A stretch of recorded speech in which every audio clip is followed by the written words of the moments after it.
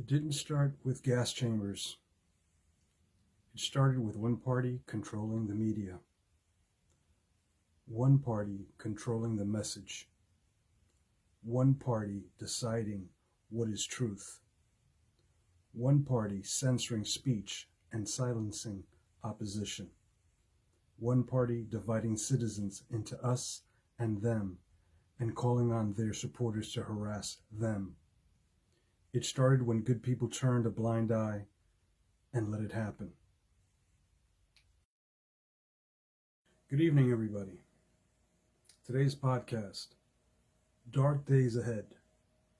Have you noticed the changes taking place since the pandemic, since the inauguration of President Biden? The changes in the political landscape with the lockdowns, vaccine mandates, and the overall uncertainty, uncontrollable spending by Congress with explanations why we need to continue to spend more, decisions that are not well thought out by our leaders or even ourselves. The changes around you, can you feel it? I know you can feel it, like a vice grip forever tightening around us in an invisible clutch. The changes in your family, friends, even co-workers because of indecisions. The change in the attitude about what happens tomorrow. Well, the reality is, we don't know what tomorrow holds for any of us.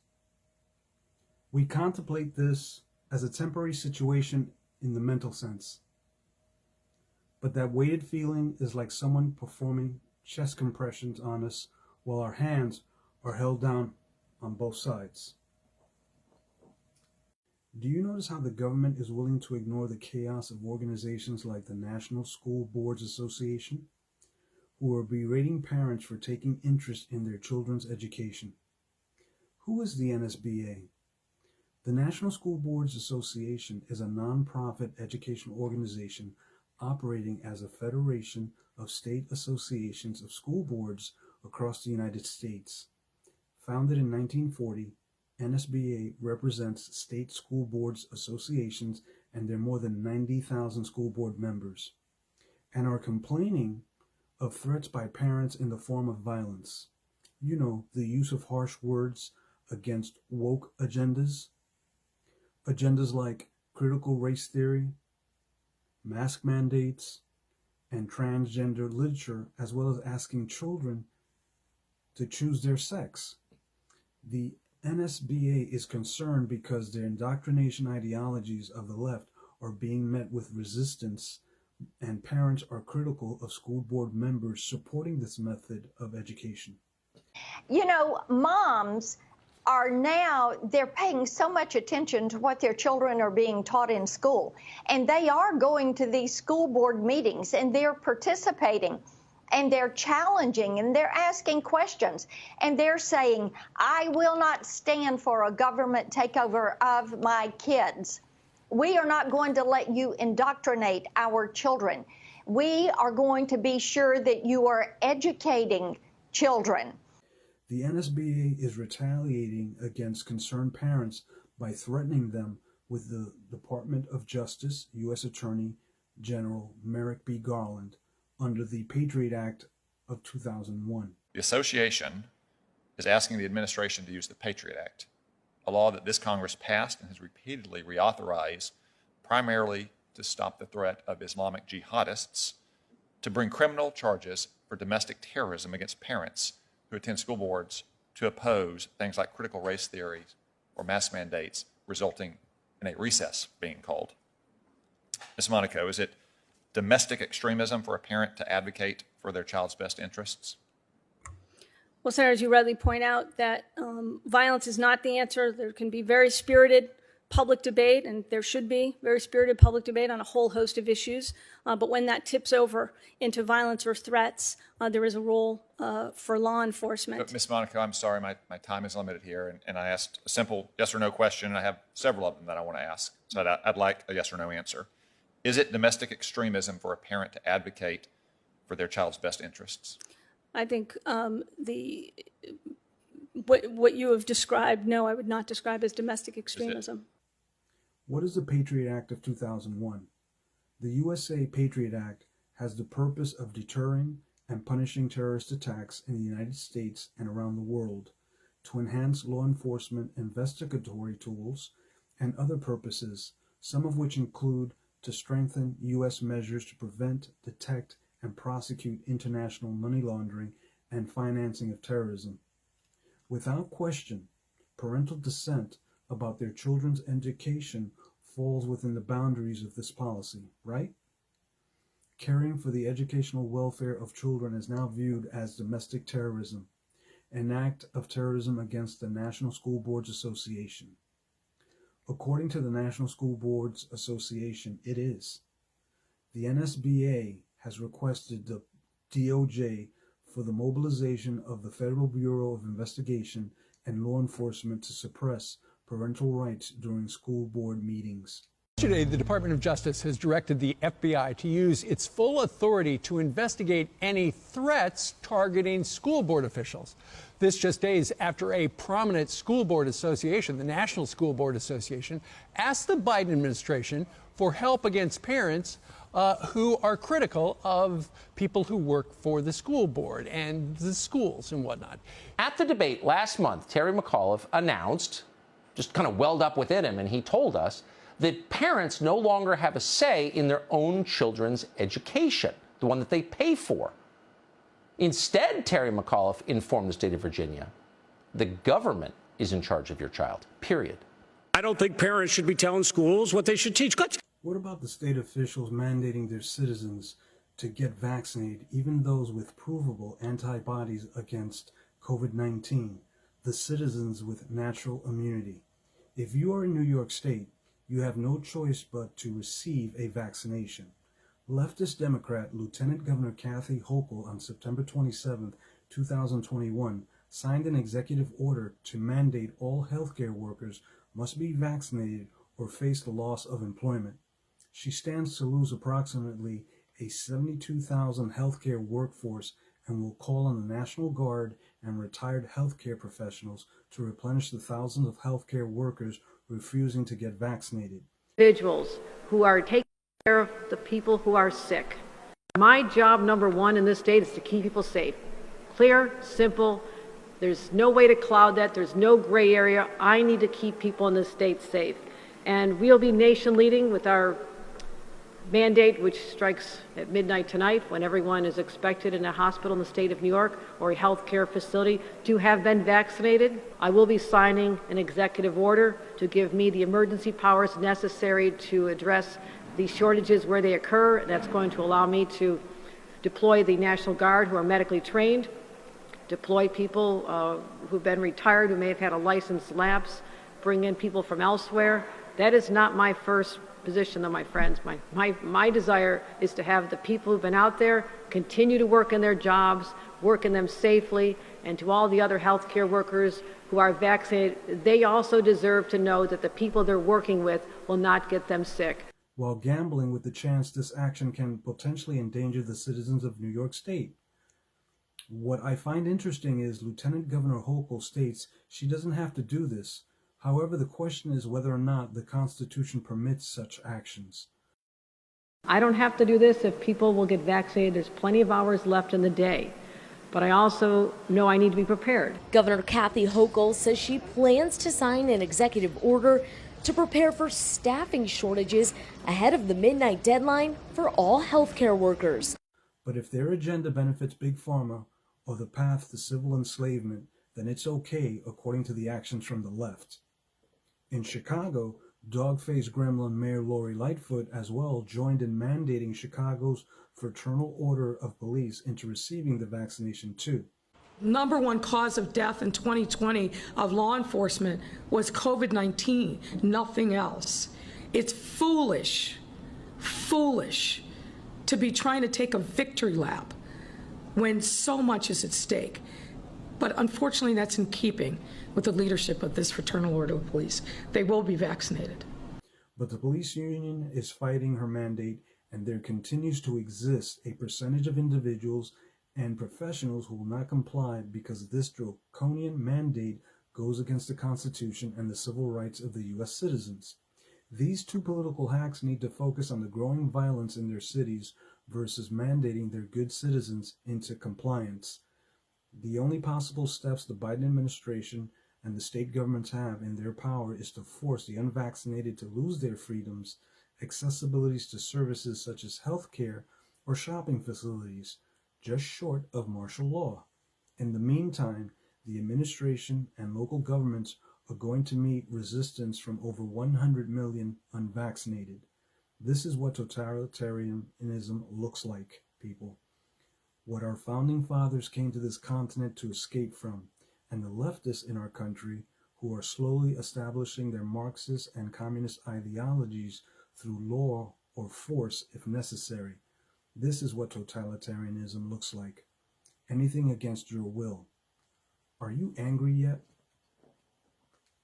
Windy City Live executive producer Hank Menheim returned from a Cape Cod vacation in July, only to learn a few weeks later he and his friends would become part of CDC history. There were 10 people in our group in Cape Cod, and 7 of the 10 tested positive for COVID, all of us vaccinated. The breakthrough cases caused by the Delta variant in Provincetown, Massachusetts, led the CDC to revise indoor mask recommendations last week.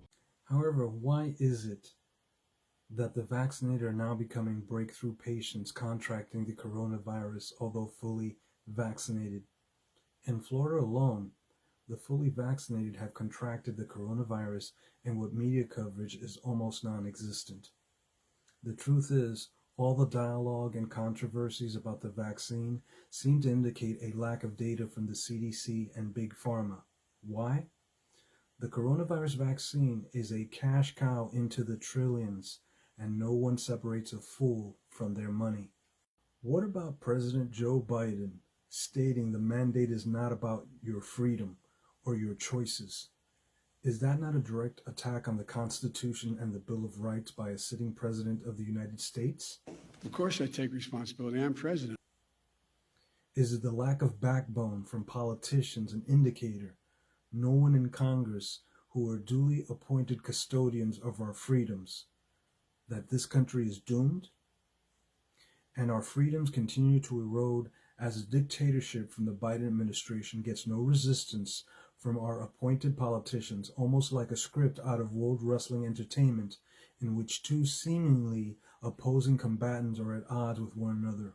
But once the curtains are drawn, they are found having a lively conversation over dinner and drinks. If ever was a time to question the capabilities of the president and our government officials, now is the time. Are you a doctor or a medical doctor? I've worked over 30 years on health policy. You're not a medical doctor. Do you have a science degree? And yet you travel the country calling people flat earthers who have had COVID, looked at studies of millions of people, and made their own personal decision that their immunity they naturally acquired is sufficient.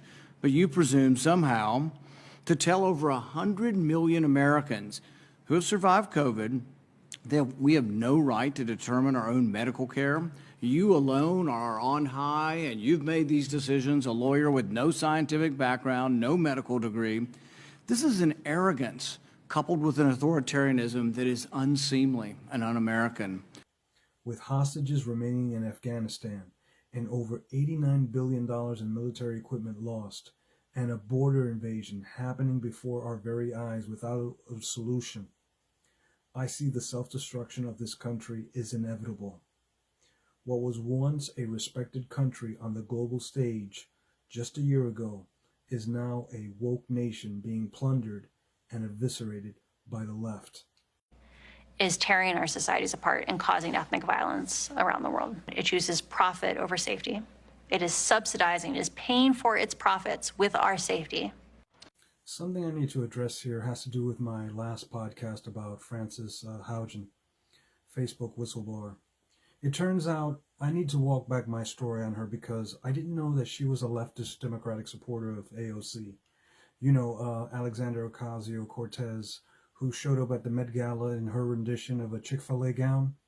Well, Frances may be involved in an underhanded scheme to get Congress to limit conservative news and political opinions on Facebook with her allegations. In other words, censorship of information. Although I still acknowledge that there is some merit to the documents she provided and that Facebook's drive for monetary gain is fueled at targeting its subscribers, it comes at a time that I must admit I wasn't being censored as much these days as I was when President Donald Trump was running for re-election. So we need to consider the source and not snap to judgment on Facebook. Yes, you may be shocked to hear me say this, but keep in mind the left has many means at its disposal to distract us in one direction while sneaking through the back door to execute an agenda. So when it comes to Frances Haugen, I hope I say her name right, I will be a little critical about her allegations now. Here is why. When asked if Facebook should be broken up, she said no, for advertisement issues this would cause, and she hinted at the government helping Facebook, as in help run it? No, help in controlling the information that users and Facebook alike present publicly. And this is scary because it has nothing to do with the health and welfare of the children. Facebook at one point was praised by the left for its censorship of the conservative right, but in the coming months has exercised a little bit more balance, which I have to admit I can attest to. I am concerned Frances Haugen may have hoodwinked the congressional committee and the public on behalf of the left. I keep hearing Nancy Pelosi and others say, if we do not vote to raise the debt ceiling, then what will happen is the full faith and credit of the United States will be destroyed because we will default on our debt. Now, I want to walk you through this. It's very, very important because this is your country, these are your taxes, and these are more scare tactics, and that's what the Democrats use all the time. In order to change this country, in order to push their agenda, this is what they do. So let's unravel this. Two more items that I need to address are the debt ceiling and illegal immigration. According to Mark Levine, he explained that Congresswoman Nancy Pelosi is lying to us about defaulting on the national debt. I learned that monthly the U.S. government, through the IRS collection fees and taxes, collects $32 billion in revenue, and that $44 billion goes towards the debt service. That leaves the U.S. government with $276 billion left over for the budget. But you're not being told this, but distracted from the truth. First of all, we're not going to default on our debt service. Here's why. Whether the government shuts down or goes on, you keep paying your taxes. The Treasury keeps collecting your taxes via the IRS to the tune of approximately $320 billion every month. $320 billion every month. So I went and I looked. What part of that goes towards debt service every month? Approximately $44 billion. Now, wait a minute. If the federal government's receiving all forms of income taxes and user fees, $320 billion a month, and $44 billion a month is what the debt service costs, how will we default? We won't default. Consider the following. $3,840 billion in tax revenue is collected per year, so how could we default when the 14th Amendment prevents the government from defaulting? There is a requirement that if we get to the net, that is $320 billion a month, right, minus the $44 billion a month for the debt service, that there is a priority in which the money has to be spent. That includes Social Security, Medicare, the VA, federal pensions, among other things. So those will be paid no matter what. They're the first in line after the debt service. And the reason you have to pay the debt service first is because the 14th Amendment compels it. It says, the validity of the public debt of the United States authorized by law, including debts incurred for payment of pensions and bounties for services in suppressing insurrection and rebellion, remember, this was passed right after the Civil War, shall not be questioned. So those come first, the debt service. Then you have the entitlement programs, we call them. And then the rest that's left, well, Congress and the president have to work out priorities. They have to live within the budget. They can't borrow any more money. And so what Nancy Pelosi and Biden and the others are telling you is the economy will collapse, that we will default on our debt, which we certainly will not, that people won't get paid Social Security. They certainly will. And they're trying to scare the hell out of you. This is another way the leftist Democrats are attempting to bankrupt the country in their scheme to raise the debt limit. Now, I'm not a mathematician, but Mark Levine explains in detail what you're not being told. Article 1, Section 8, Clause 1. The Congress shall have power to lay and collect taxes, duties, imposts, and excises, to pay the debts and provide for the common defense and general welfare of the United States. Congress. Nothing in here about the president. Now, the second clause right behind it, Congress shall have the power to borrow money on the credit of the United States. The president doesn't have the power to do any of that. This is the same Democrat Party, the same Congress that was suing Donald Trump left and right to prevent him from building the wall, from moving funds from one account to the other. And the court said he had the absolute constitutional authority to do it. But when they're in power, they don't want any limits whatsoever. So I just wanted to make this as clear as I could. Again, recap very simply. We get $320 billion a year into the federal treasury. $44 billion goes towards debt service. Plenty of money to cover it. This has nothing to do with the debt. They want to increase the debt ceiling to nothing, which is what the House just voted to do, so they can pour their trillions and trillions of dollars in mostly unconstitutional spending into that system. The Republicans have said, no, we're not participating in that. Good for them. What do I think is going to happen? I could be wrong. I think the Democrats are going to draw down the budget, I think, their proposal to about, less than 3.5 trillion, which is really 5.5 trillion, to something like 2.5 trillion, but keep all the stuff in there so they can get a leg in the door on those things if they can. And then the so-called moderates can say, oh, man, we cut $1 trillion off this or so forth. Just keep an eye out for that. I hope I'm absolutely wrong. Nancy Pelosi said the other day, this is for the children and women. I have no idea what she's talking about. If it's for the children, we're bankrupting the children. Our children, grandchildren, generations yet born, we're spending wealth that's not even created yet. Next, illegal immigration is a crime, and for Congress to consider amnesty as a deliberate violation of the immigration laws that Congress will not enforce. I think the plan within the budget to provide a pass on lawbreakers such as illegal immigrants is a slap in the face of those going through the process established in the current laws. Thank you, Mr. Chairman. There's a crisis on our southern border. In fact, I don't even know if you could say we still have a border. March of this year was the highest month on record for enforcement encounters until the month of April.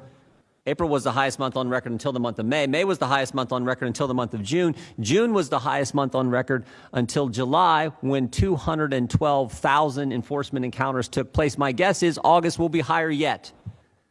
So what are Democrats focused on in this legislation? Putting amnesty in a bill for 8 million illegal immigrants, approximately 8 million illegal immigrants, in a bill that spends $3.5 trillion. $3.5 trillion. Afghanistan. The withdrawal from Afghanistan. What a debacle that was. 13 service members killed, Americans left behind, allies left behind, $90 billion of equipment and weapons left behind. And what are Democrats going to do today? Give amnesty to 8 million illegal immigrants and spend $3.5 trillion. White House press room, the White House press spokesperson sent this message. She first said, most Americans now get their news from social media platforms. The Biden administration is working with those social media platforms to limit the information, to curtail the information Americans can receive. From the press room, the press spokesperson made those statements. The enigma of what comes next kind of reminds me of the Proverbs 27:1. Boast not thyself of tomorrow, for thou knowest not what a day may bring forth. I must reiterate, we are living in uncertain times with no promises of what tomorrow unveils. So where do you seek solace? Do you think you can ignore the impending feeling of doom? Do you preoccupy yourself with distractions to drown out the noise in your head? Can you avoid thinking about the overwhelming feeling something is on the horizon? If you are a Christian, you find it in the Bible or prayer. If you are not a Christian or have no denomination, you may seek solace among friends and family. The truth with solace is the need for answers, solutions, something definite. But there is nothing definite when the world is in chaos And the only thing definite is there's no truthful answers from the sources we once trusted. This in itself is the biggest dilemma you face, because the current times are congested with hearsay, innuendos, disinformation, and uncertainty. As you look around your surroundings, you can choose to take heed of these changes or ignore it. The changes around us are like a clock winding down, making its final rounds on the face of a watch or a clock, a timepiece that can no longer be wound up to continue its paces around the numbers on its face, with each tick gradually appearing to go in slow motion. However, the opposite might be true. The second hand is moving quickly, and suddenly you realize that time is running out, and there is no time to react to time. It's finally a revolution. But the worst is yet to come. The sun will rise and no longer brighten the sky, nor the moonlight brightens the night. What's happening?